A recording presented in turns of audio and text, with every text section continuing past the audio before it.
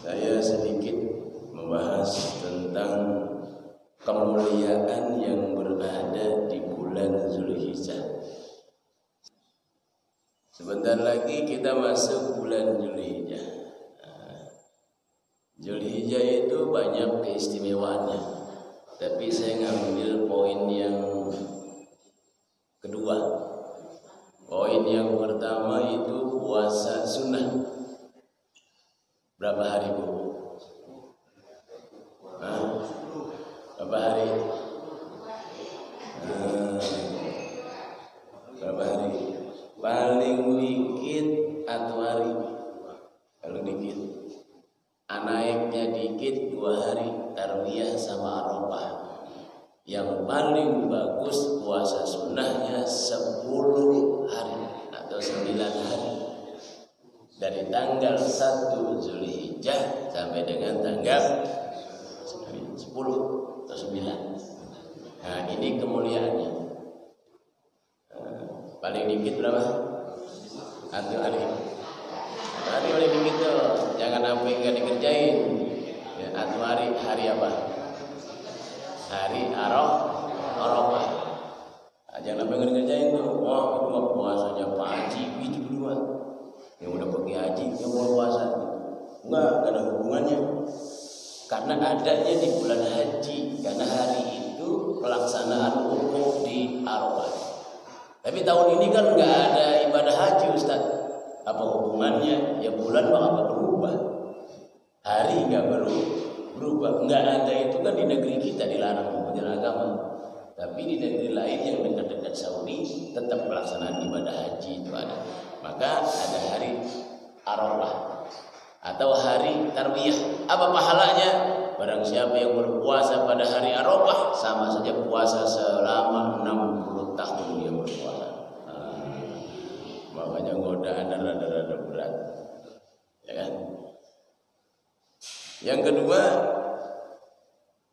puasa selanjutnya ada disebut dengan setelah puasa kita melaksanakan ibadah yang disebut dengan ibadah kurban atau udhiyah. Ini saya bahas bukan hukumnya kulitnya aja, karena saya dengar ada pengajian malam Rebo bahas fikih. Nanti dibahas fikihnya. Tapi saya bahas fadilahnya saja. Jadi Zulhijjah itu mulia, satu karena di dalamnya ada pelaksanaan ibadah haji, karena di dalamnya ada perintah sunnah puasa minimal 1 atau 2 hari, dan yang paling dahsyatnya adalah diperintahkan kita berkurban. Dasarnya apa hukum korban itu? Dasar perintahnya sunnah muakkad. Sunnah muakkad. Apa itu sunnah muakkad? Jadi sunnah perintah yang dianjurkan, disuruh, bukan sunnah biasa. Sholat tarawih itu hukumnya sunnah muakkad. Jadi sunnah yang dianjurkan. Ini hukumnya. Apa perintahnya? Inna a'tainakal kautsar fasholli li rabbika wanhar. Maka sembahlah Tuhanmu dan berkorbanlah. Apa maksud ayat ini? Membarengi antara salat dengan berkorban. Maksudnya fasholli salat Idul Adha lah, kemudian berkorbanlah. Dua-duanya salatnya sunnah, berarti korbannya sunnah, maka jadi kuat ikatannya. Fasholli li rabbika wanhar. Nah, itu maksudnya. Itu dasarnya awalnya. Makanya sunnah muakkadah. Kalau sunnah muakkadah jangan berpikir, oh saya sudah kemarin korban tahun kemarin, tahun ini nggak usah. Ini nggak boleh begitu. Bukan begitu. Sunnah muakkadah itu perintah setiap tahun, sebagaimana perintah kita sholat tarawih, sebagaimana perintah kita sholat Idul Adha. Oh, saya udah tahun kemarin nggak korban lagi, nggak, beda. Maka perintahnya setiap tahun. Sunnah muakkadah.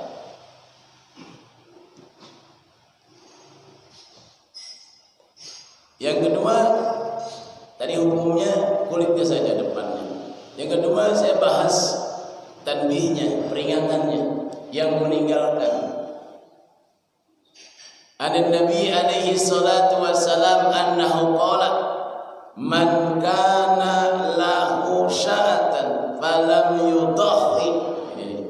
Barang siapa yang memiliki kemampuan atau kesempatan falam yudahhi, kemudian dia tidak berkorban, falyamut, maka mati, insya'a Yahudiyan, mati dalam kondisi Yahudi, wa insya'a Nasraniyan, maka mati dalam keadaan Nasrani.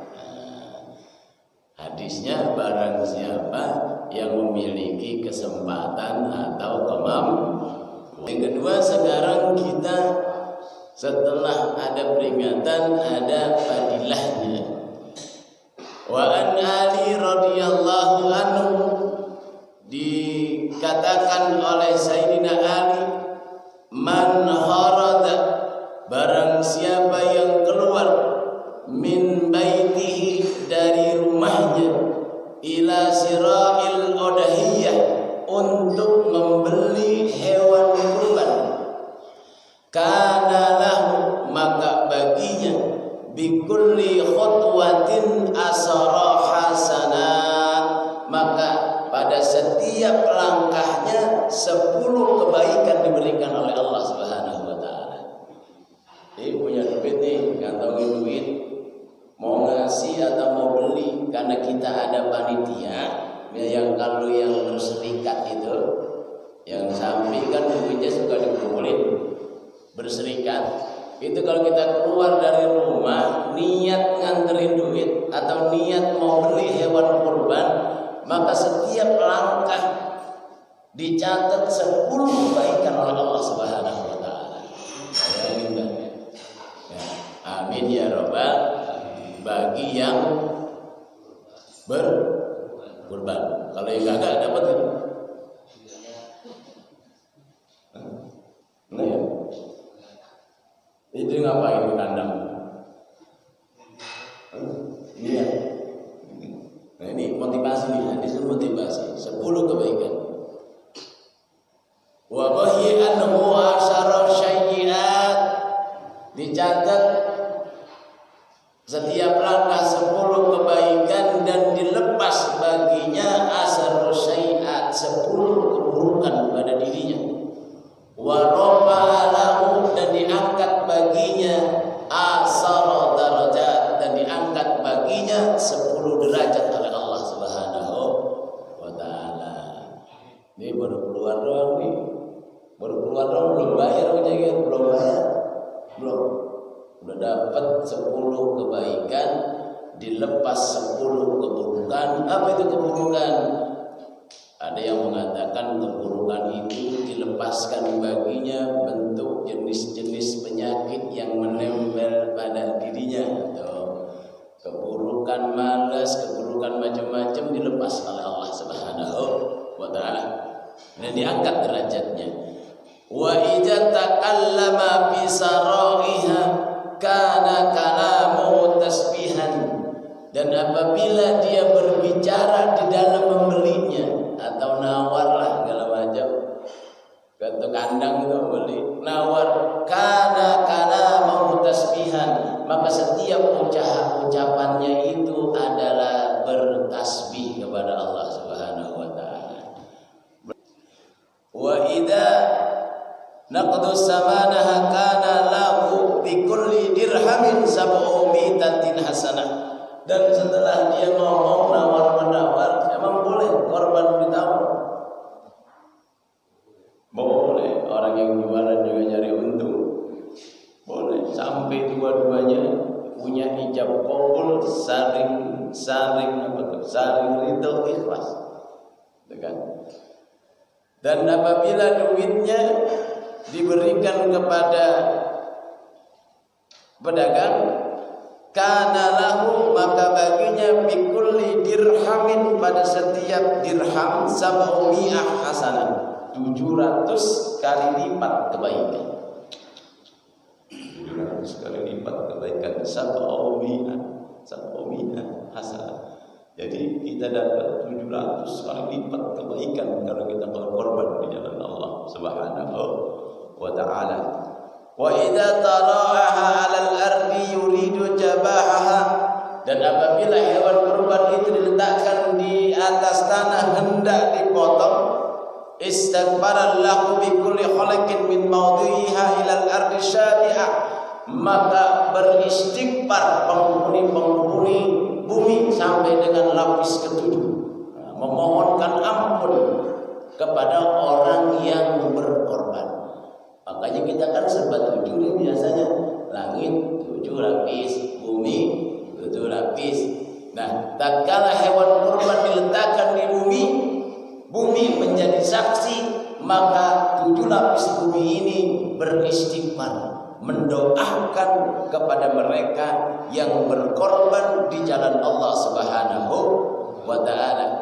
Wa idza ahraqa damauha khalaqa Allah min kulli fitratin. Setelah dia putus dan muncrat keluar darah dari yang dipotong, Allah menciptakan bi kulli fitratin, pada setiap tetesan darah, min damaiha asratu minal malaikat, 10 malaikat. Jadi darahnya ngetes banyak, berarti Allah ciptakan 10 malaikat. Ngapain dia? Yastaghfiruna lahu ila yaumil qiyamah. Dan darah itu yang diciptakan Allah jadi malaikat, dia memohonkan ampun kepada orang yang berkorban sampai dengan yaumul qiyamah.